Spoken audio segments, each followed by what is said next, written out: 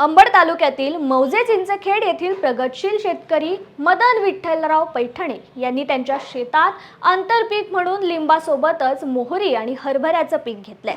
हे पीक चांगलंच बहरलं असून त्यातून त्यांना बरेचसे उत्पन्न मिळत आहे। तसेच शेतकऱ्यांनी सतत एकच पीक घेण्यापेक्षा वेगवेगळी पिके घ्यावी, ज्यामुळे मातीचा कस वाढतो असेही त्यांनी सांगितलंय। मोहरीचं एक आपल्या भागामध्ये आणि केंद्र सरकार असो व राज्य शासन असो हे तेल बियासाठी प्रोत्साहन देते आणि लिची हे फळ उत्तराखंड आणि बिहारमध्ये जास्त प्रमाणात मिळतं आणि ते खाण्यास फक्त मे मध्ये उपलब्ध असतं। त्याच्यामुळं मी तो फळ आणि त्या फळाचा स्वाद मी घेतलेला आहे।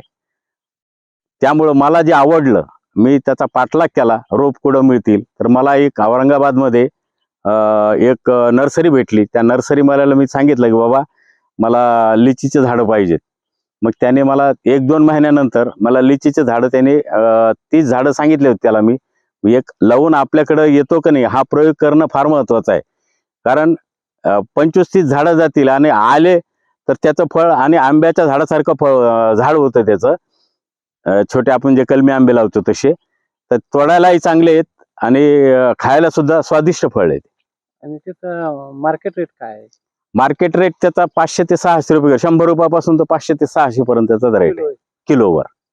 त्यामुळे त्यावेळेस म्हणलं की लावून प्रयोग करायला काही हरकत नाही। बाकी इतर शेतकऱ्यांना काय सांगा या मोहरीच्या संदर्भात? मोहरीच्या संदर्भात मी शेतकऱ्याला एकच सांगेल का नेहमी तेच पीक करण्यापेक्षा तुम्ही थोडंफार बदला, आलटून पलटून तुम्ही घ्या।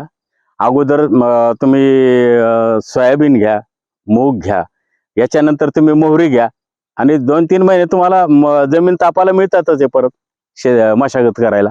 काय झालं, मी यूट्यूब पाहताना यूट्यूबवर मला गुच्छदार मोहरी आणि त्याचे जे त्याने उत्पादन सांगितलं त्या उत्पादनावर मग मी मध्य प्रदेशमधून हे बी मागून घेतलं।